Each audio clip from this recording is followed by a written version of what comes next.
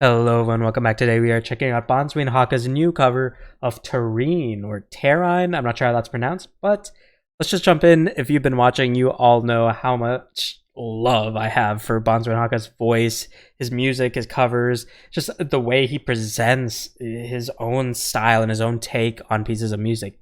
So I'm ready to jump on in. Let's hit play in 3, 2, 1, play. Okay. Coming right on it. Ooh, listen to those little percussives on the up high there. Going all in on the growl. Okay. We've got like the classic, the tongue rolls, the rasp, the growl in his voice, but we're playing up high with those like playful percussives, which are a little like jarring with the tone and the atmosphere of the vocals that we're getting.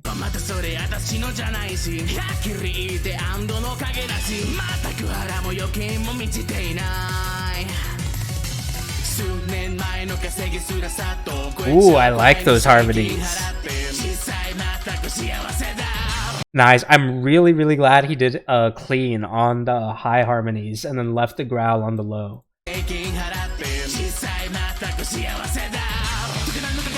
Okay. Ooh.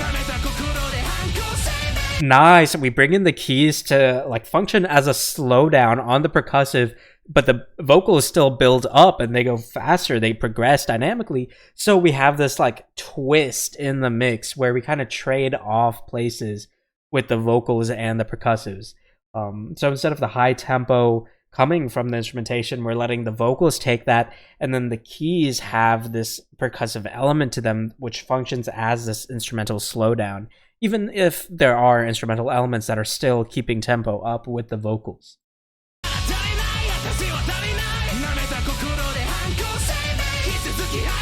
Nice.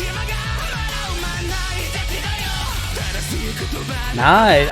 I love those high pitches, and again, just the way those keys function, because even though we still have the percussive matching the vocals in that tempo, but the way those keys function as this twist to the mix is beautiful. I love that composition.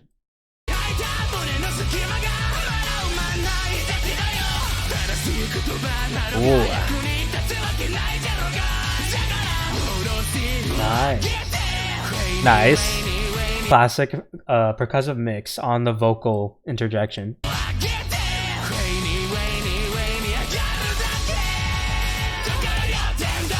Nice.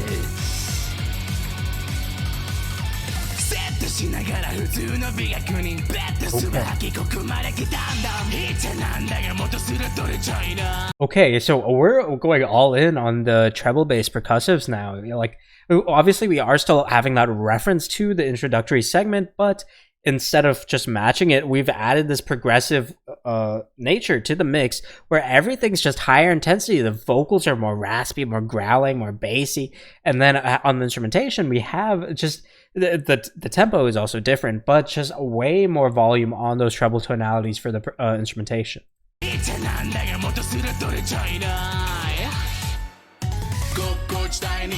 Ooh. The harmonies are getting more presence too.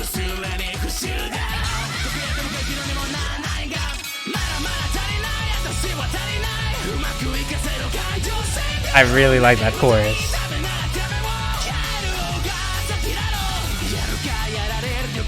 Ooh, nice. Was that a vocal build-up on the transition there? I don't know if that was instrumentation or if that was his vocals. That was a vocal. That was like a vocal scream in the back. Nice. I know I'm pausing a lot here, but like just in the very back of the mix, you can hear that scream on the transition, and then it goes into a laugh on the next segment there, which I love, just that little subtlety in the mix. Right there.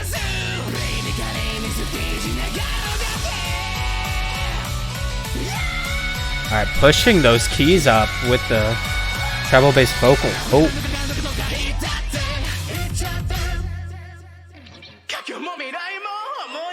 Ooh, okay.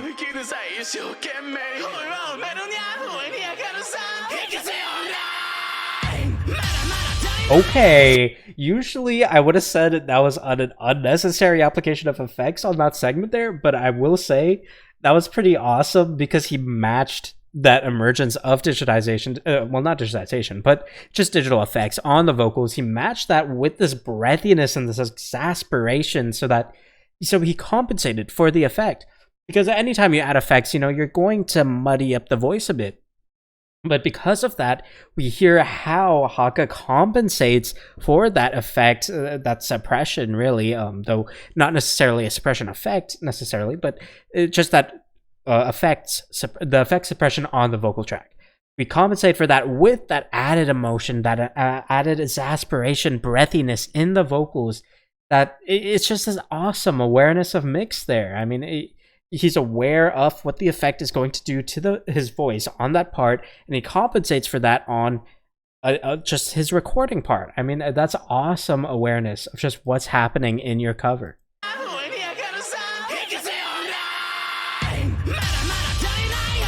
Nice, bringing back the instrumentation.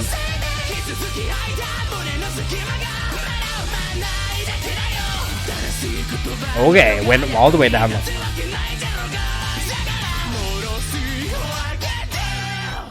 Ooh, listen to that high vocal right there.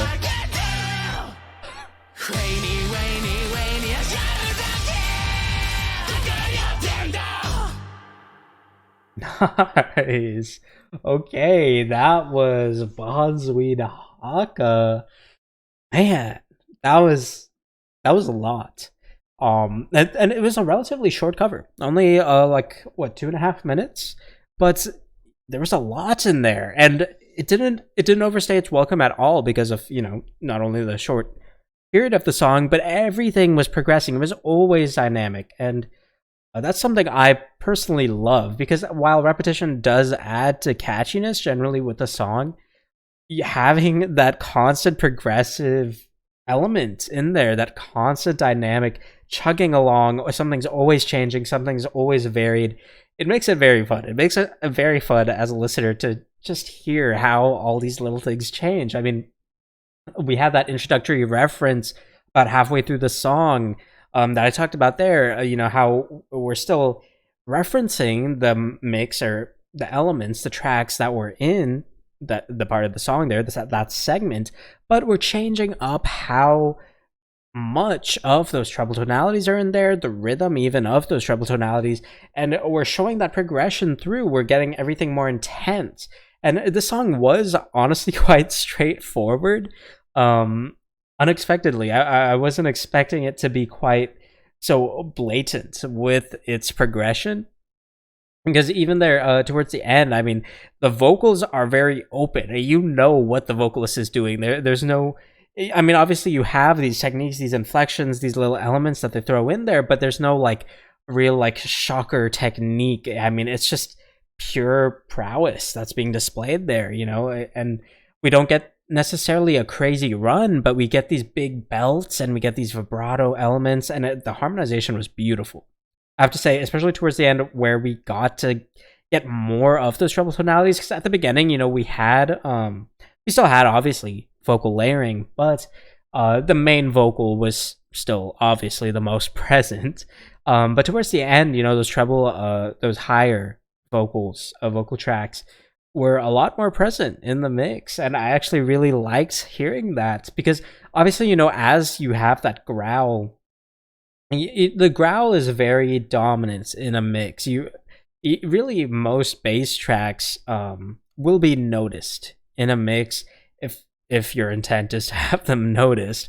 Obviously, when you get into metal music, you can have bass guitars that kind of get ignored, but if you have a bass line, it's probably going to get noticed, and just bassy tracks in general. So when we have the vocal track with this growl, this rasp in there, these lower tonalities, you're getting more presence, even if the volume isn't all that high. So getting a progression where those treble tonalities become more dominant as the song goes on, it adds even more progression, because you don't feel like you're losing out as much with those lower tones.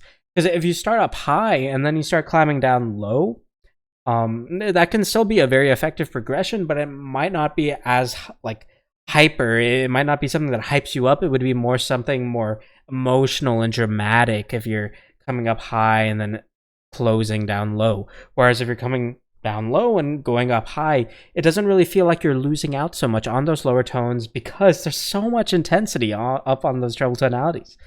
So yeah, a little rant there about my 2 cents on mix and theory and stuff. But as a cover, this was awesome. I mean, this screamed personality.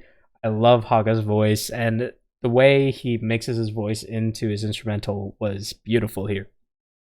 So yeah, thank you very much for telling me about this. Thank you very much for recommending that I check it out. And feel free to recommend more things for me to check out in the comments below. Aside from that, I will see you all next time, and feel free to subscribe if you want to see more reactions like this. Thank you so much.